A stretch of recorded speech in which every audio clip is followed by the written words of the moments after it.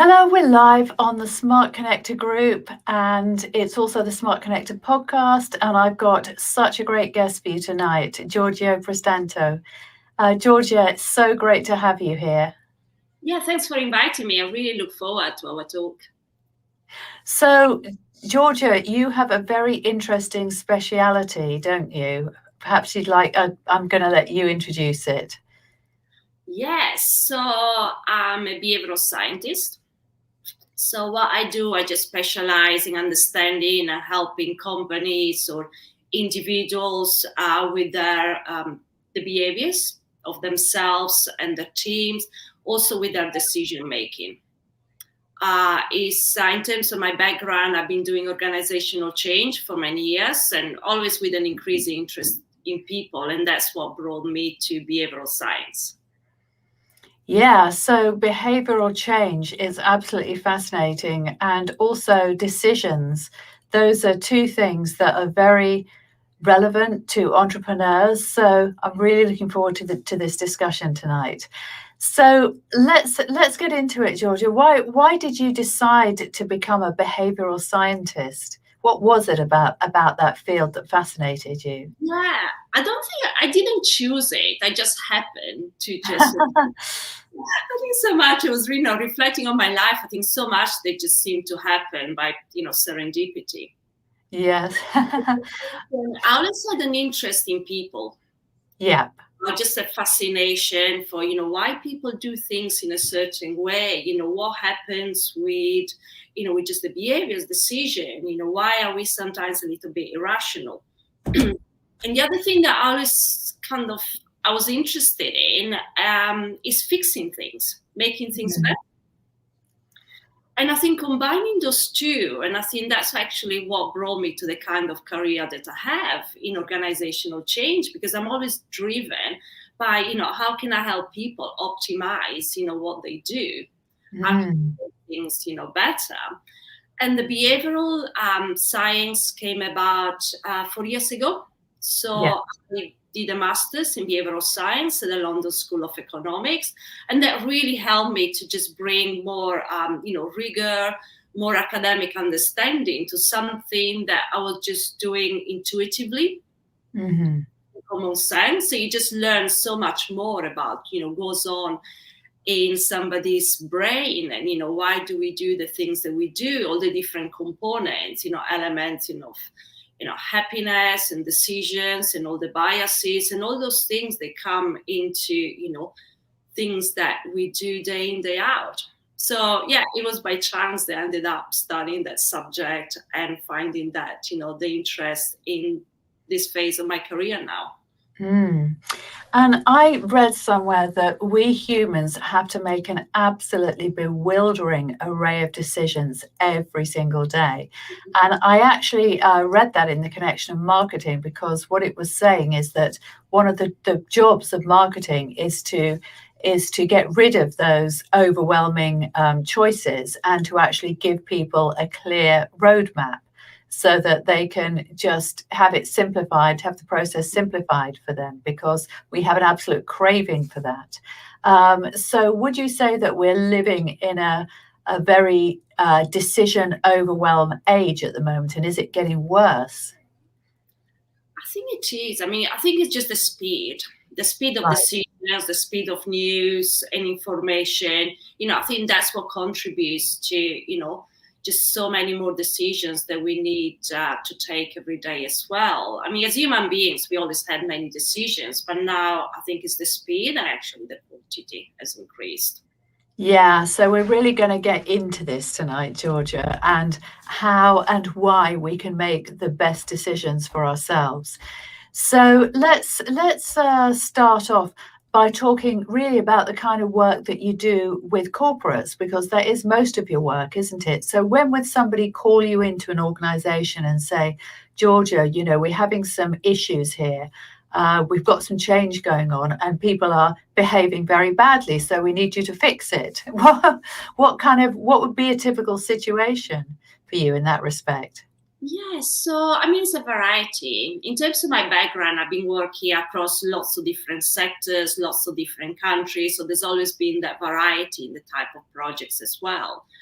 I think now, for example, is one of the clients, they wanted managers to be more to take more ownership, for example, of their decisions, of managing people. It used to be just HR that had more control on that. So suddenly, and how do you go about empowering people in a multinational company? So that Yeah. that was the initial challenge. How do we change that? And always start by observing a lot. What I Hmm. learned is that every company is unique. So you cannot draw comparisons. A behavioral intervention, a change that works really well in a company, it may just fail abysmally somewhere else because they're so different. In this particular case, it was just sort of, talking with people, a bit of discovery, just finding out exactly how they were behaving today, and Hmm. then matching, understanding how large a gap is with what, the leadership wants to achieve. So there's always a gap. So they say, oh, we just want to have, people behaving in a certain way. And then you have to find out, okay, how far away is it? And so, yeah, understanding the context and understanding, what kind of, behavioral interventions.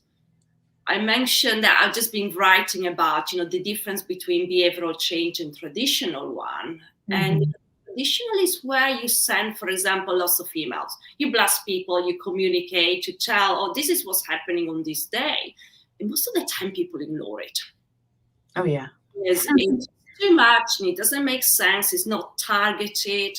But what I want, what I do is, okay, based on the audience, who should communicate? What's the best way? And the other secret of behaviors is how do you make it easy for them to do it? Because that's the big secret. If you have to follow like a convoluted process, raising lots of documents, you just don't do it. I mean, we are essentially lazy people. Yes. And we all like what's easy, don't we? So I was invited to speak recently at an event, and I really was asked to go through a whole training course in order to learn how to fit in to their workshop that they had and their speaking, protocols. And and I thought, do you know what? I just haven't got the time to do, to spend half a day of my time understanding what this training is and how I am supposed to deliver a workshop in this format and speak in this format and actually go into this place and actually register myself and go through this. I thought, you know what, I'm doing this all the time anyway, and I just up to here with it. And people, they need stuff that is simple and easy, don't they? Otherwise, as you said, they don't engage. Yeah. I know, and the other thing with what you were just saying, I think the good point is if they do it that way, they remove diversity Hmm. because there's only a certain type of people that's actually is prepared to go through all that training. Yes. No, I'll just I don't like feeling informed, so just doing anything like that. So you just remove that potential diversity of speakers. Well, yeah, that's a very, very good point. And in fact, on a forum that I was that I was on Facebook this week, there was a very, very, very big and controversial debate that went on for a very long time about a leading influencer who was complaining about the women that he had invited to interview for his podcast, and about how they track all the stats and how it was just the women that had let him down. And so, as you can imagine, there was a lot of quite hot debate around this. And a lot of people said, well, first of all, you're picking the women who are successful by men's standards. In other words, obviously, if you were to take like a selection of billionaires, they created their own wealth and it wasn't inherited. The majority of them would probably be men, simply because women tend to bear the brunt of the childcare, and it's just a lot harder for women. And then, secondly, as you said, women also have to They have a lot more demands on their time quite often. And I think particularly as a woman in the public eye, the demand for public appearances is overwhelming and frankly quite stressful, really, when you've got all of those other things in the background. So I did put in a comment about diversity and said, look, sometimes you just have to meet people where they are, and not just go and try and find a man that is acting like a woman. I mean, a woman that's acting like a man because she happens to have a particular combination of circumstances in her life that has allowed her to elevate herself above, many other women and achieve that certain status. So it's interesting, very interesting topic, isn't it? It is. It comes up a lot in group decisions. Mm. Because, the thing around group decision is, how do you actually get, lots of different data points, information, so you have, strong enough basis to take a decision. And diversity and inclusion, is at the core of that. Because otherwise, without diversity, you take a really set type of decisions.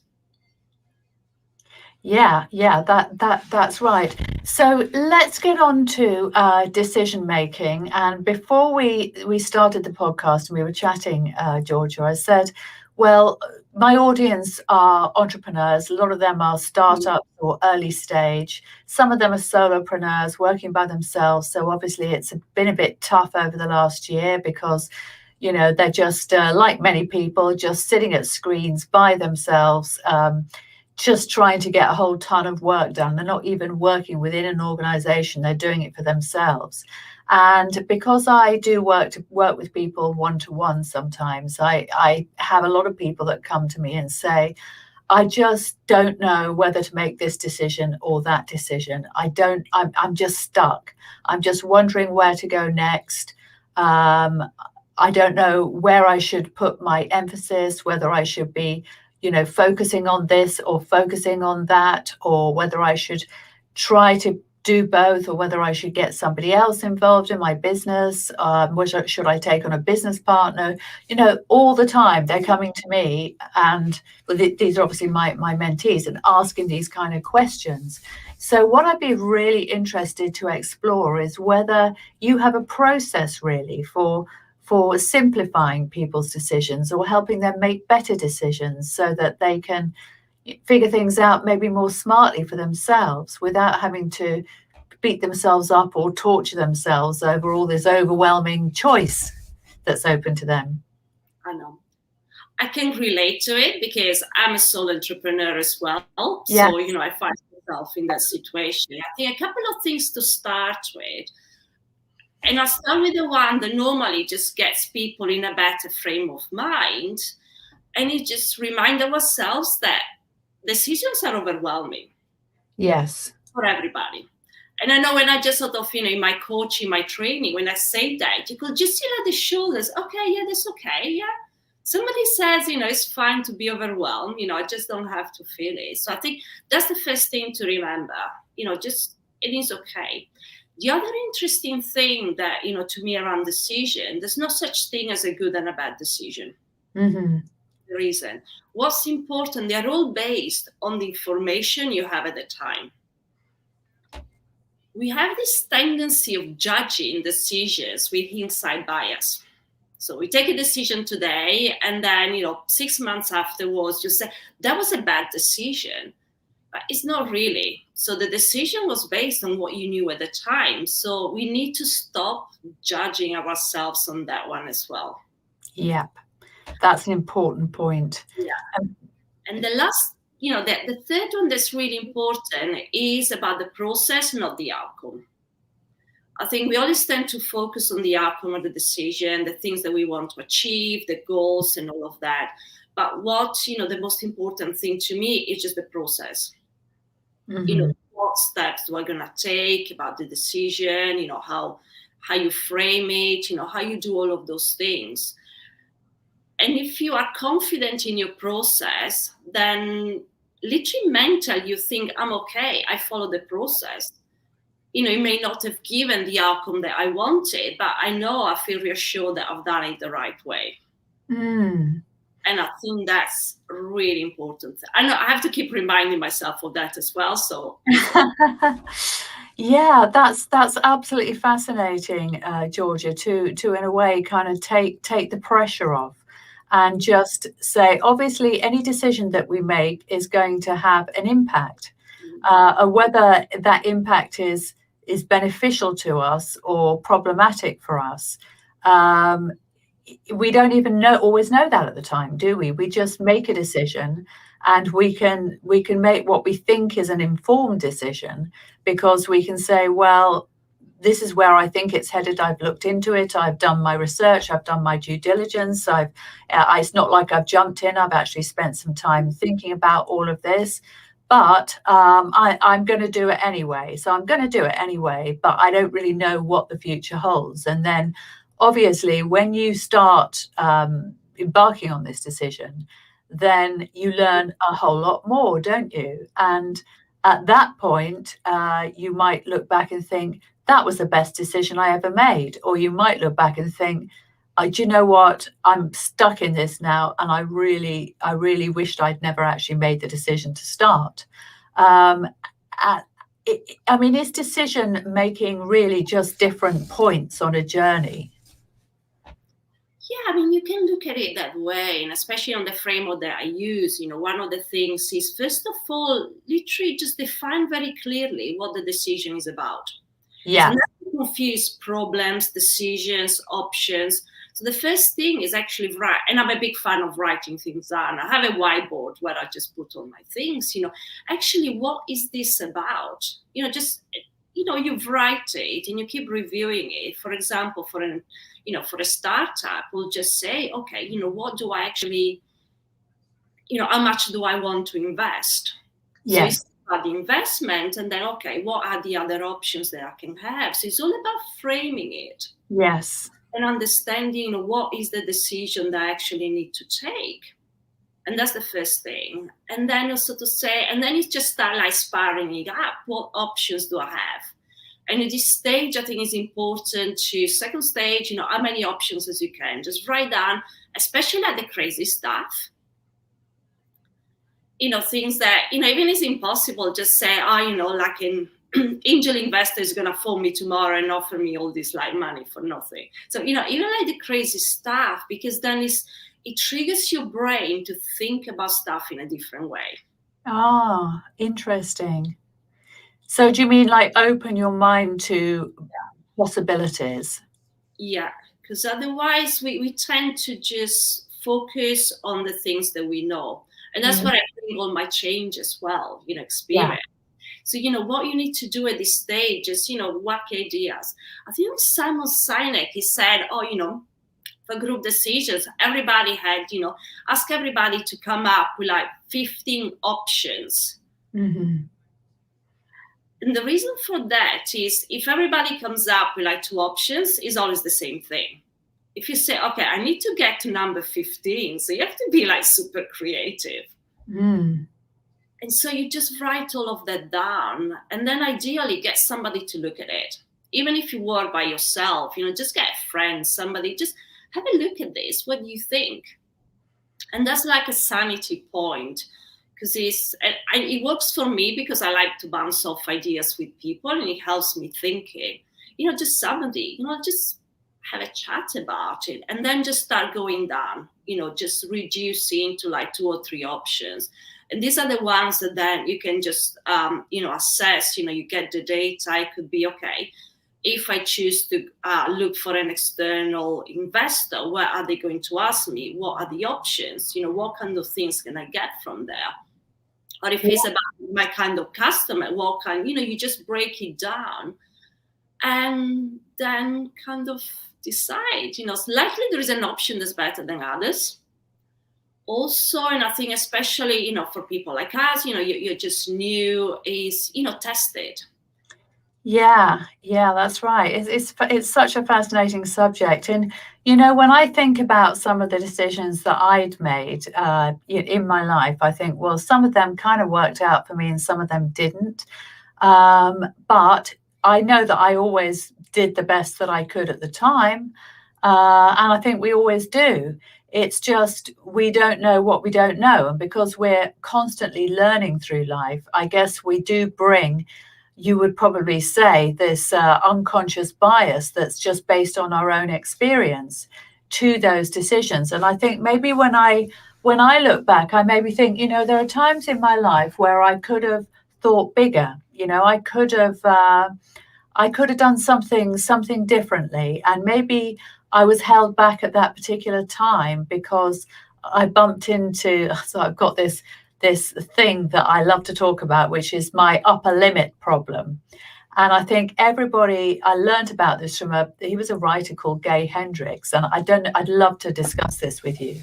But he said, whenever we achieve success that goes beyond our kind of inner, should we say, our inner line that tells us, actually, what, you've had enough, and this is about okay. But if it really starts to kind of happen, and if things start to take off, and if all of a sudden we find ourselves getting into a place that is uncomfortable because it's not within our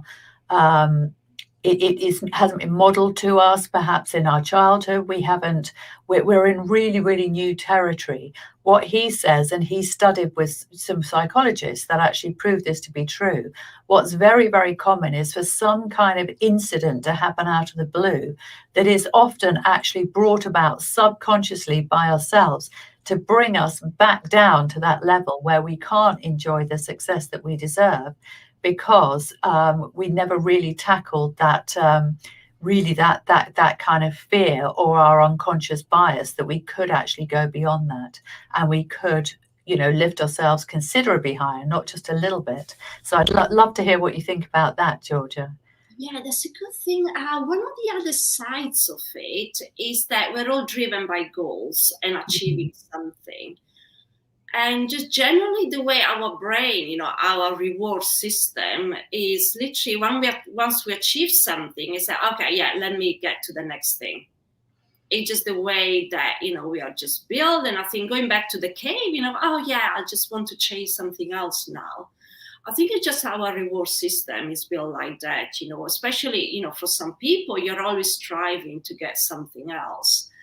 And I think not sure there's much to do about it, but I keep, I keep saying, okay, focus on the journey. Enjoy the process of actually getting there, because that's the fun side. Because this, arriving there, I'll just know I want something else afterwards. And that's why, same as when you go shopping, you say, oh, I really want that bag. I've been wanting for a while. You buy it and you say, okay, that's nice. I've got the bag now. So, and it's more about, in January, it's just focusing on the experience as well, everything else that goes with achieving that goal. I think it just makes you happier. One of my professors just studied happiness. Yeah. So, and that's, I'll just learn about, all of those things about just sort of, just enjoying what you have. Well, that's right. And I think that's particularly relevant now and over the last year or so, when we've had a lot of our freedoms denied us. And obviously it's been nobody's fault. It just is the way that it's happened. And a lot of people have struggled with mental health issues. And a lot of people have set new goals for themselves and new targets because they've had to pivot because their market has changed. And so that has been a feature. And as you said, the one thing that is a constant is that we can set goals, we can achieve goals. Once we've set and achieved goals, we will generally, humans being what they are, we'll then set ourselves another goal. So we're always striving towards something. But as you said, for happiness, we do actually have to enjoy the process. And I think that's very wise and very profound, and really something for people to take away with as well tonight. I know, and it goes to behaviors as well, and it goes to decisions. I think it's, around, just the behaviors, there's always this conflict between our, cognitive and our unconscious brain. They're always fighting.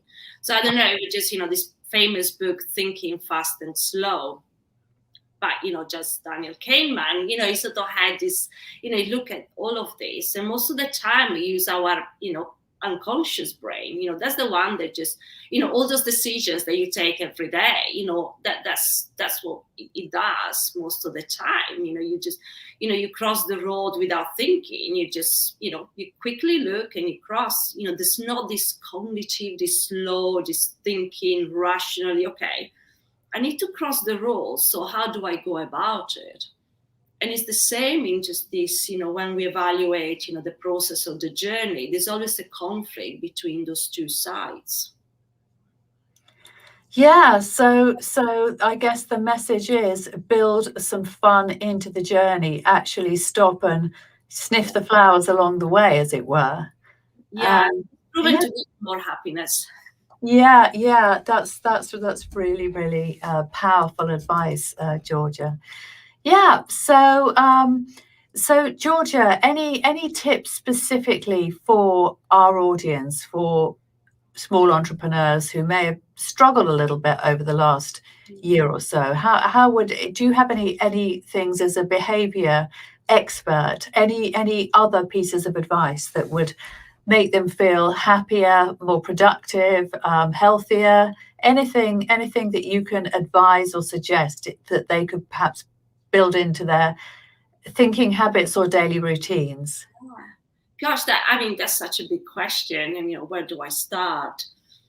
There's a couple of things. There's actually, I was just thinking back around decision as well. There is a trick, just something that I discovered by chance. Mm-hmm. I still don't know the science behind it.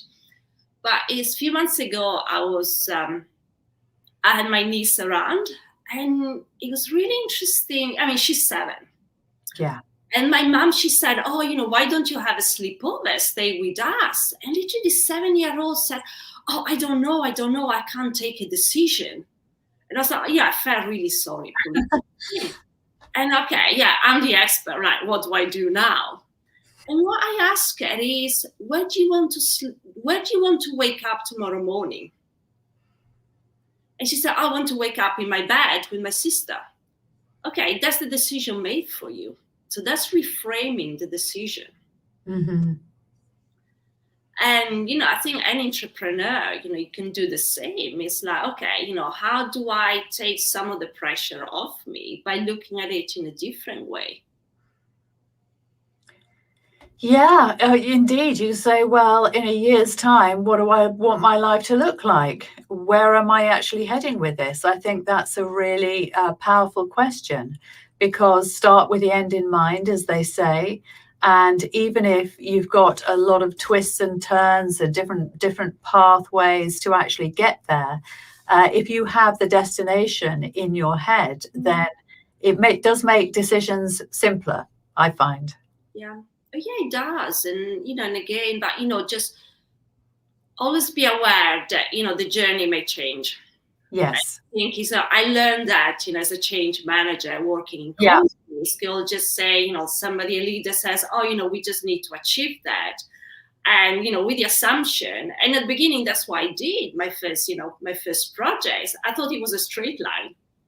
Yes. And when it was not a straight line, I said, oh, God, what did I do wrong? And it took me a while to understand that was normal. Maybe, I'll just, yeah, of course. And that's the other thing as well. And again, being open to recognize, everything else that may happen along the way. Yeah, because of course, change is the only constant, right? And yeah, I know a lot of people, myself included, if I have a plan for the day, I'm worst, and I think this is the same for a lot of people with last minute changes.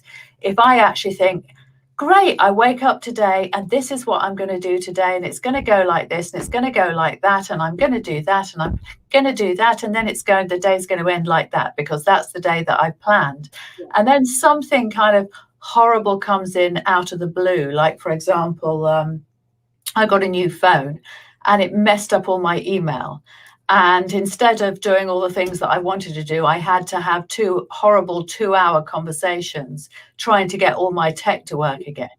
And it's like, this is the thing that I hate doing. And I was planning to do this and now I can't do that. And now I'm just sitting here kind of having a horrible time trying to fix problems.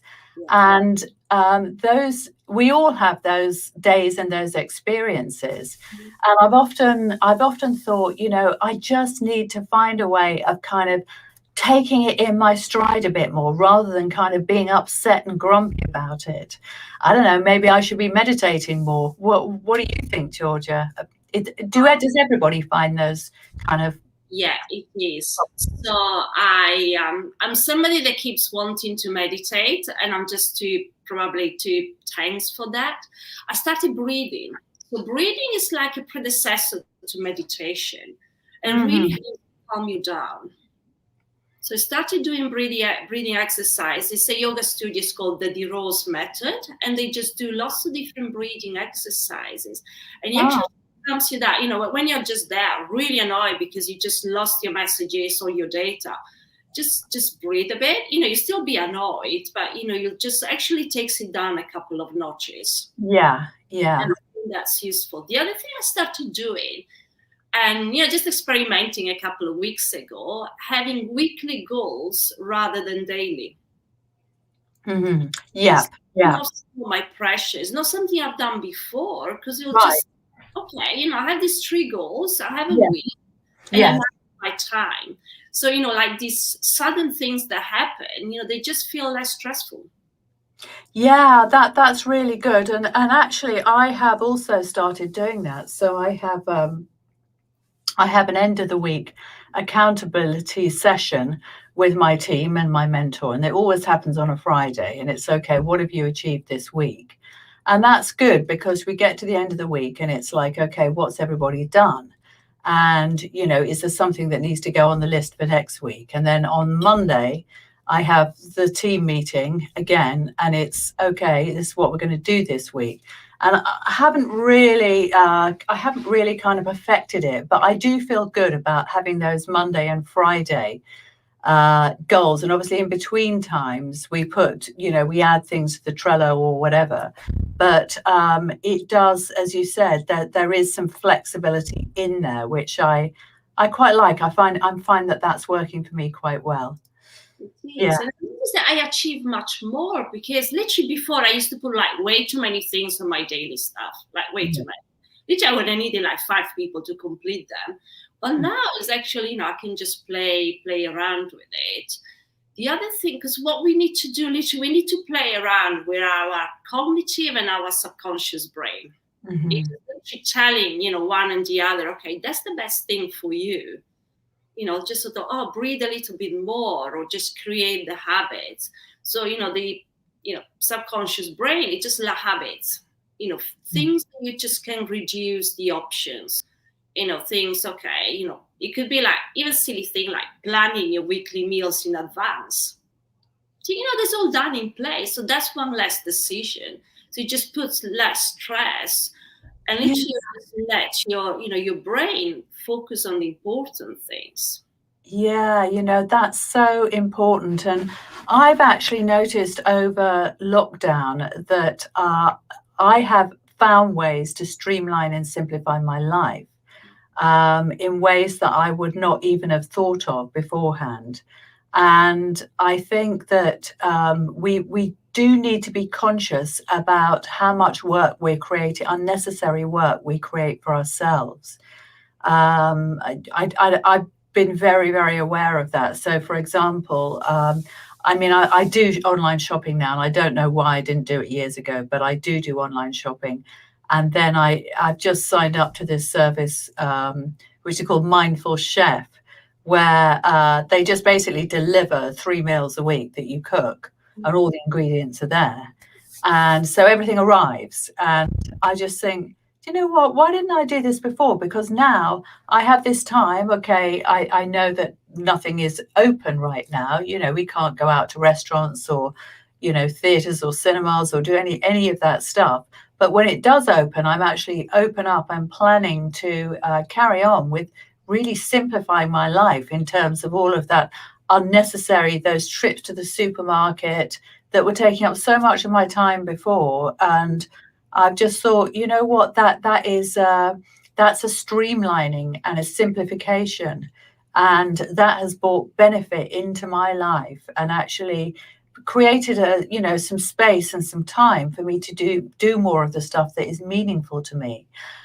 And I think a lot of the time when we get busy, we don't necessarily think about that. But time is actually one of the greatest forms of wealth that we have, isn't it, Georgia? Particularly as women. Yeah, we can decide what we do with our time. And I think especially when you're at the start of setting up a business, you want to do everything. Mm-hmm. You want to talk with everybody just in case there's like this incredible new lead or this incredible new idea. And I think that there is a phase where you have to do that. Yes. As soon as you just you get clear on your direction and what you want to develop, start reducing it. Reducing. Yeah. And I'm a big fan of marketing automation as well, because that is a way of you don't reduce the quality of experience to your customer, because as long as you are delivering a quality service. So, I mean, look at, the best online e-commerce sites. People don't complain about them. They only complain about them when they're not working. So as long as you are getting the experience that you need throughout consistently, then you can take yourself out of the picture.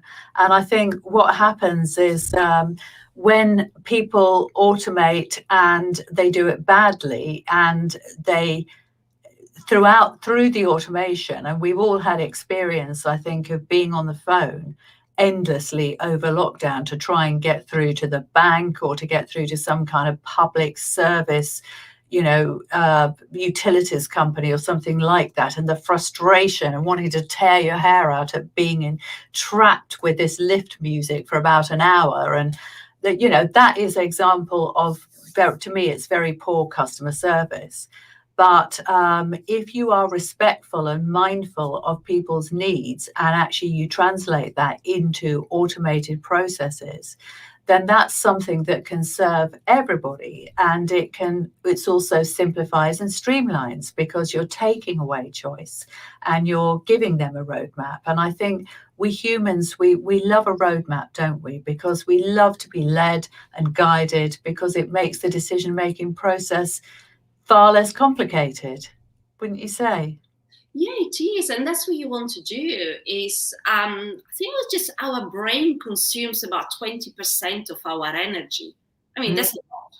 So if we reduce that just a little bit, and, again, simplify and, the things that we don't need, because then it gives you more time for like the important stuff. Yes, exactly.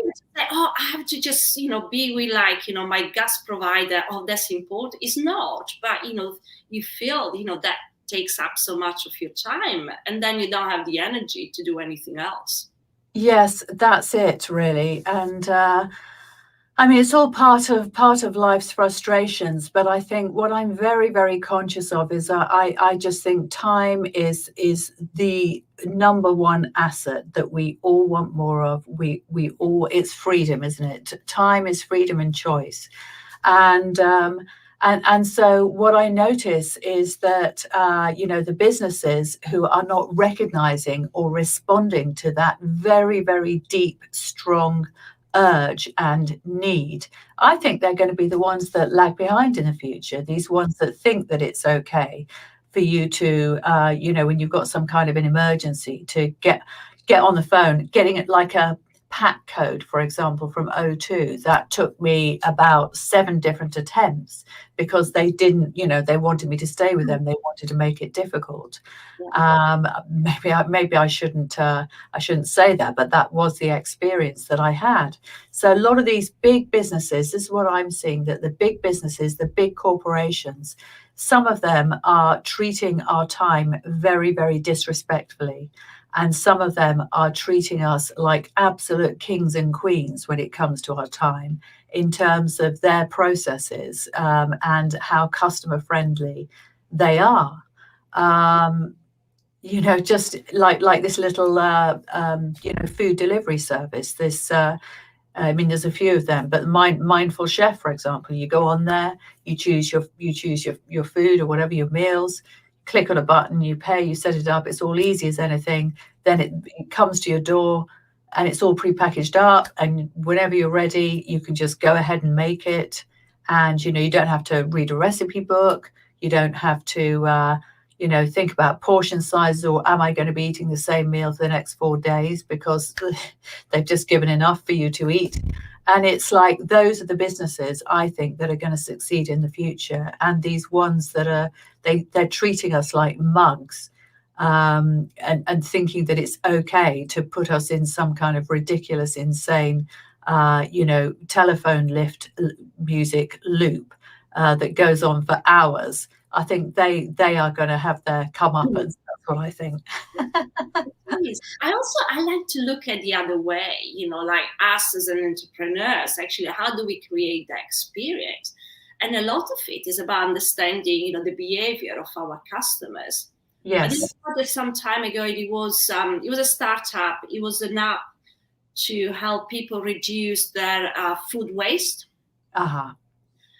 An interesting thing in there, and that was just, you know, our initial conversations, you know, how we started is, you know, what are the type of customers, what behaviors?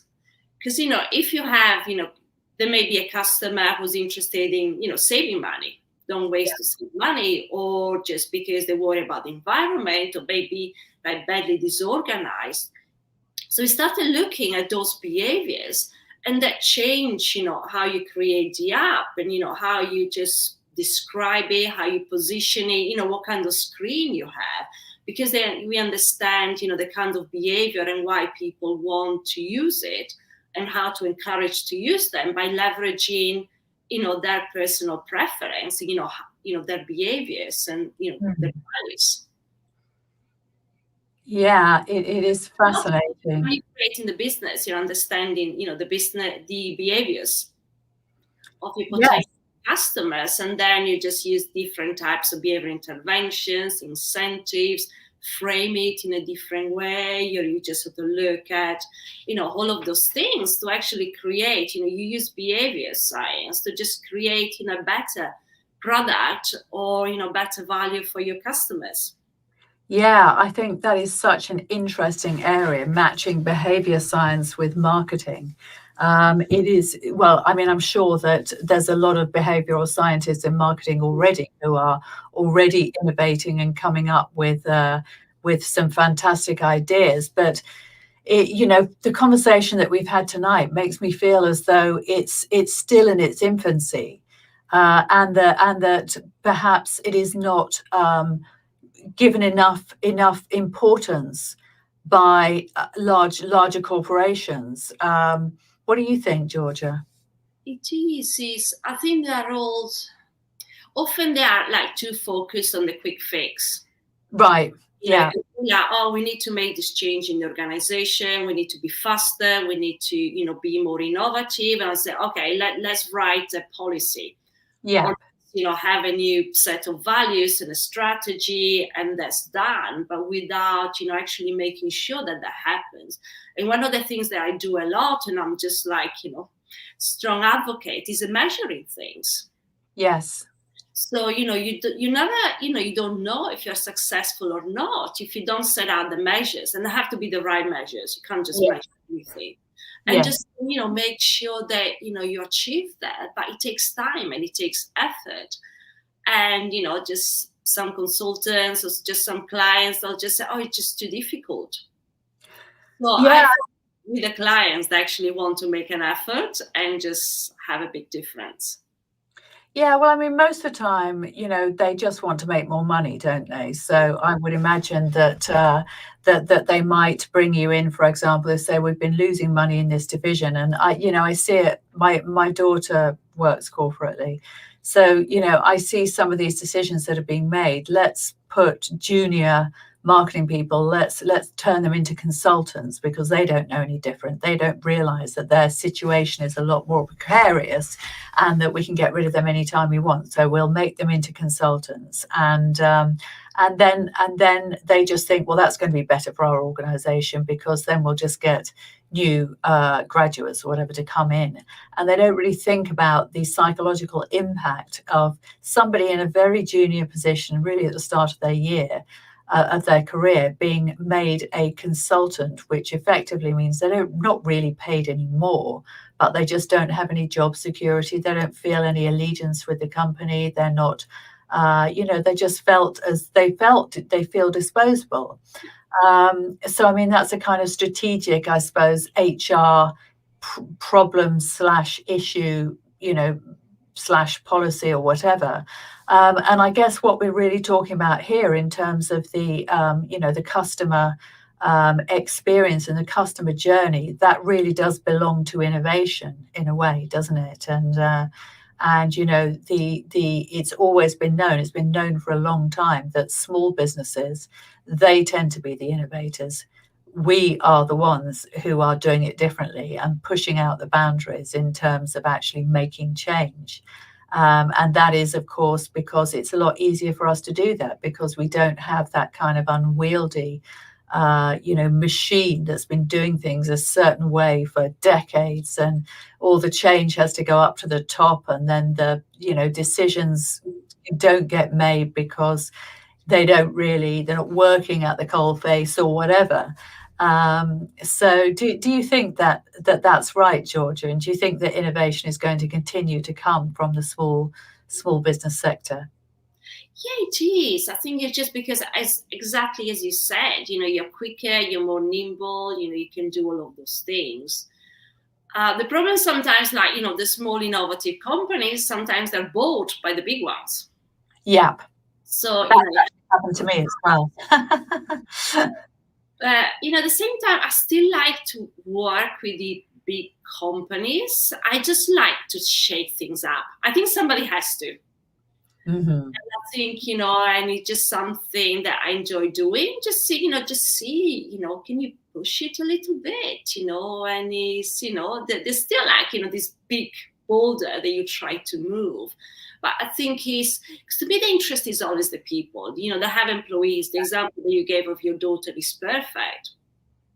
So a lot of the work that I've been doing, with executives, with leaders, is actually make sure that they understand the impact that the change has on people. And also the bottom line, because, if people are not motivated, if they're not happy in their job, they're going to achieve much less. Literally, that hits the revenue and the profitability if your people, they don't feel motivated to sell enough. Yep. That's it, and they just they won't be as happy, so they'll be looking around. They won't go the extra mile, will they? And it's actually going the extra mile. I mean, that's the phrase, but I think it's like the 80-20 rule. I think the going the extra mile is the 20% that's going to make the 80% of the difference. Oh yes. That's always the case, and that's why, I just, to me, is always the focus is, I said at the beginning, I'm driven by, my fascination of people and just improving things. So develop this in my purpose, which is inspire people to take an alternative perspective. Yeah, definitely. So a different way.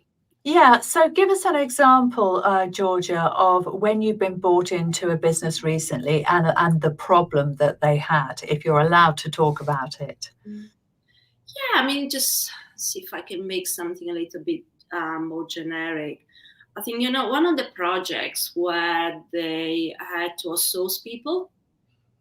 So, which is, is always a difficult situation. And, by the same time is, if you do it properly, it can be, it can be a good experience. And I think fortunately the company wanted to do it properly. So we just spent a lot of time. I spoke with everybody. Yes. So, you just sort of create, and especially with people, this sense of involvement. And, one of the things, we wanted them to accept the offer of, from the other company to accept, the move. Yeah. And we had about like 95% accepted, which was much more than anybody was expecting. And that's what they wanted. And I think because we just spent the time, to talk with people that were involved, they knew exactly what was going on. And that worked well for the client company because they just, they didn't want to have any bad press or complaints or people suing them or whatever. But it was more for the other company because they had, the skilled people that they needed. And, it's just one of, those examples, and that sort of helped them manage the change, understanding the people, the behaviors, the best way to actually take them through that journey.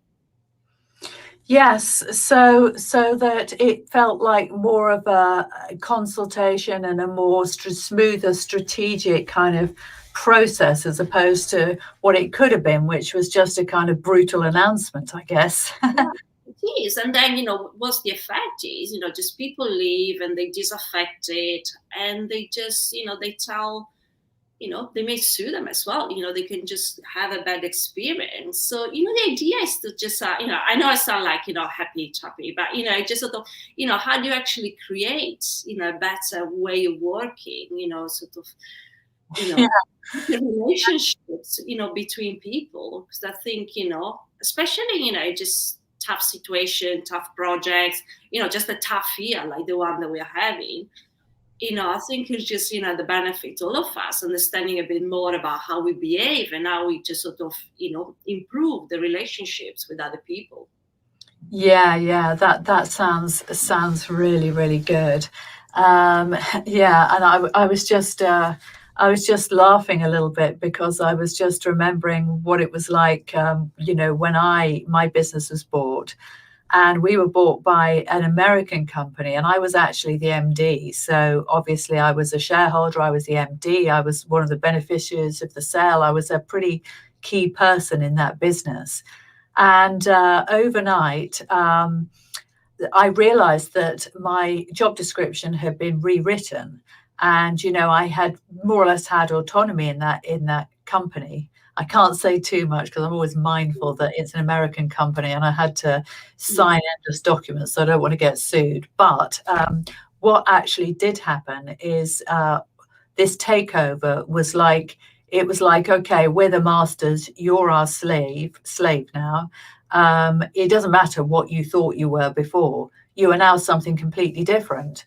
And without any kind of consultation, it's like, right, this is how we work. So Monday we do this, the rest of the week you do that, and then that is how it's going to be, and then here are your targets and goodbye.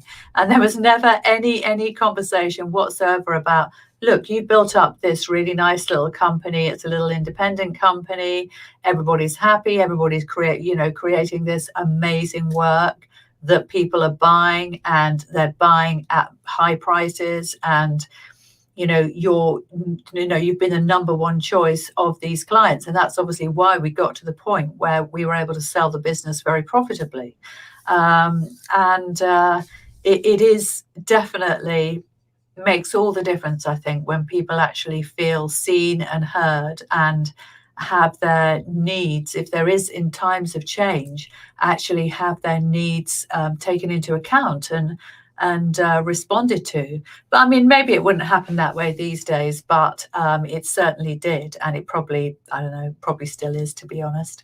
Yeah, I mean, it still happens. And I think it's, behaviorally as well, going back, the conflict, your cognitive brain, you just try to say, okay, you try to rationalize it.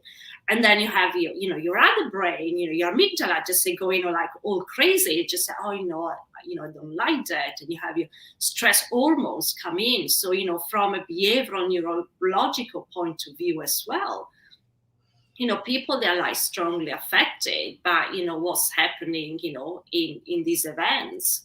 And that's why, to me, the importance, understanding the whole context and how you can actually make it into a better experience. Yeah, that's right. That's right. So Giorgia, do you find yourself working with entrepreneurs or startups yourself, or do you mostly work for bigger companies? Yeah, some of that, much more recently. I think also because, they just, the larger corporates, they just sort of put a lot of things on hold in the past year because, they're just, much slower moving. So, I mentioned this app that I was working, in terms of that. I was talking yesterday with somebody. He's a startup on a non-for-profit, just doing, other works. I think, I just like to do both. I mean, what's important, what I realized in my career is variety and flexibility. Yeah. And I love the variety also because I learned so much as well in terms of, how can I help a company? How can I sort of work, with a startup? And they're just very exciting and dynamic. So, I just do, I do more of that in the past couple of years than I used to. Yes, yes. And how long have you been doing this, Georgia? Is this something that you've really been focusing on much more recently, or was there what were you doing before you became a behavioral change expert? Yeah. I think I've always been one in one shape or form. So, yeah, I think it's like about 20 years. I did my first project. I think it was like 2 years into my first graduate job. It just happened by chance. I had Yes. my business improvement job title, and then I realized there's change, and it's just about improving things and doing stuff. So it's 20 years of being an employee, of being a consultant. As I said, around the world, lots of different clients. And then I just been by myself for about 5 years now. The behavioral side, it grew over time. First of all, I read books, I just listen, just to academics in that field, and then I've been studying it. So that's been growing more and more from what was a natural curiosity. Mm-hmm. Interest in actually understanding much more, biases, behaviors, or, our quirky way of doing things. So a long time, essentially. Yeah, yeah. Yeah. So, do you think that that big businesses are going to start thinking a bit more and reacting a bit more like small businesses in future? Can you see that they're sort of with greater transparency over the internet and the fact that there is greater transparency overall, so people want to know what type of a business they're dealing with. They want to know who are the people behind their purchasing, choices, their decision to align with kind of certain businesses. Do you think that that the big business are looking at that and actually thinking we need to be more responsive, we need to behave a little bit more like smaller companies in this respect? Just out of interest. Do a lot of it. Again, it depends on the people. It depends on like what the CEO is like, or it depends what other influential people in the company are like. I think same as everybody. They respond to clients. They respond to customer needs, and Yeah. if there is this need for more transparency, more corporate responsibility, they tend to do it. Some of them they do it. Yeah, I'll just tick the box, and some other ones that actually believe it. And then, it's just up to, us as consumers, you believe them or not. But generally, they're using much more, behavioral interventions. You mentioned marketing. So something I don't do is behavioral marketing in the sense, how do I just sell more things? It's just not my part. Me, it's just about, the employee and the customer experience in terms of behaviors. But they use it. They have much, they have teams of looking at behavioral change internally. I always think that you need an external person. So because you just have this open mind and just no preconcepts that anybody internal will always do. So that's dangerous as well, using internal behavioral science people. Yeah, I mean, I would imagine that it's a bit like I would imagine there's some politics that could come in there, and it's a bit like having a family therapist, right? Having somebody from the outside. I've always been outspoken, but I just see that just because that's me, at the same time, you have people, if somebody is going to do your performance review and judge you, you may be more reluctant to actually promote a change that is a bit controversial. Yes, yes, that's right. Mhm. Yeah, Georgia, how do you, what changes do you think people mostly want to see in order for them to perform at their optimum? Ooh, What is you know, it that, the yeah, level. Do you mean on a personal level? on a personal level, yeah. I think it's, being self-awareness. Yeah, Different. And I think, sometimes we just use, other people frameworks or other people ways of doing things. So no, personally, I'm motivated by competing with myself. yes, So, putting myself just, Jane, she's going to arrive first. Literally, I don't care. yeah, I compete and I'm very competitive with myself. So, recognizing that, I use a way incentives. I just use a way of, you know, defaults and, just priming, convincing myself for doing things in a certain way because that makes me compete with myself and I'll do it more and I'll do it better. yes, yes, Awareness as well, and especially if you are an entrepreneur that works by yourself, is sort of understanding those things. So I mm, think that would be probably one of the most important ones. yes. Indeed. Well, all I can say, Georgia, is that it has been so exciting to talk to you tonight. It's such a fascinating topic, behaviour and behavioural change, and I love it. I think we've had such an interesting conversation. So once again, I wanted to just thank you for joining us tonight. And I also wanted to thank our listeners on the Smart Connector group and our viewers. I know that sometimes we get watched live, sometimes people watch on replay, but also the podcast is going to be repurposed and sent out in a couple of weeks' time to our global audience. So thank you again for being here. And if you haven't managed to catch the whole interview, then just go to the podcast, The Smart Connector. Georgia, how can people get in touch with you if they want to, take it further with you? What's the best way for them to get hold of you? Go to my website. Actually, I just make it easy. So my website is giorgiaprestento.com. Okay.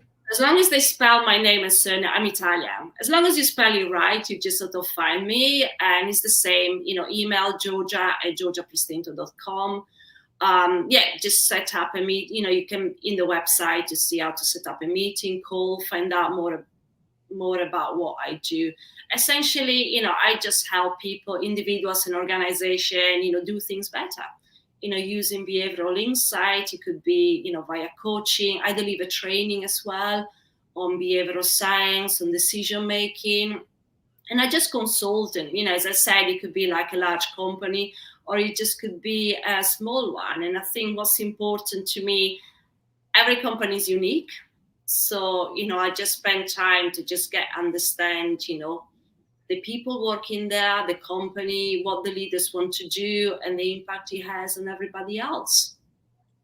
Amazing. Well, thank you again, Georgia, and look forward to the episode coming out. See you soon. Thank you.